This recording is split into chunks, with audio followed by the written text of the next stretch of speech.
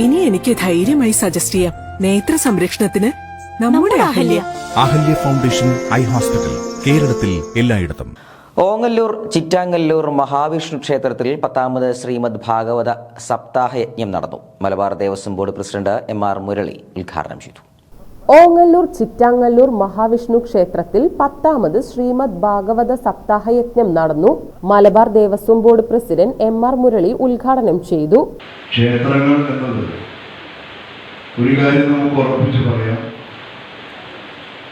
ഒരു നാടിൻ്റെ ഐശ്വര്യമായി പ്രകാശമായി നിലകൊള്ളേണ്ട ഇടങ്ങളാണ്.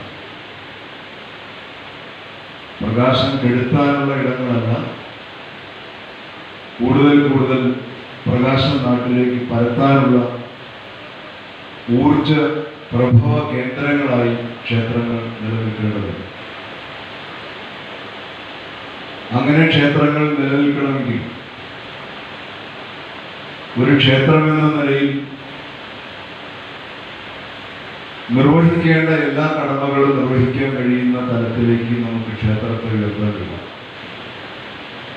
ക്ഷേത്രങ്ങൾ ആരാധനയ്ക്ക് വേണ്ടിയുള്ള ഇടങ്ങളാണ് എന്നതോടൊപ്പം ആത്മീയതയുടെ, കലകളുടെ, ശാസ്ത്രങ്ങളുടെ, എല്ലാത്തിനുമുപരി മാനവികതയുടെ ഉദാത്തമായ മൂല്യങ്ങൾ നാടെമ്പാടും പരത്തുന്ന, അത് ഉൽപ്പാദിപ്പിക്കുന്ന കേന്ദ്രങ്ങളായി പൊതുവിൽ ആരാധനാലയങ്ങൾ മാറണം. ക്ഷേത്രങ്ങൾ പ്രത്യേകിച്ചും അങ്ങനെയാണ്. തന്ത്രി ബ്രഹ്മശ്രീ അണ്ടലാടി പരമേശ്വരൻ നമ്പൂതിരിപ്പാട് അധ്യക്ഷത വഹിച്ചു. മഹാമണ്ഡലേശ്വർ സ്വാമി, H.H. പ്രഭാകരാനന്ദ സരസ്വതി എന്നിവർ അനുഗ്രഹ പ്രഭാഷണം നടത്തി.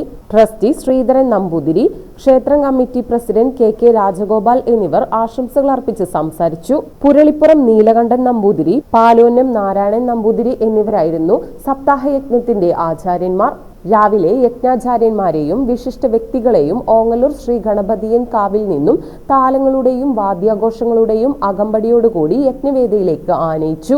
വൈകിട്ട് ഓങ്ങല്ലൂർ നാരായണീയം സമിതി മെമ്പർമാരെ ആദരിച്ചു. തുടർന്ന് ആചാര്യവരണം, ഭാഗവത മാഹാത്മ്യ പാരായണം, പ്രഭാഷണം എന്നിവ നടന്നു.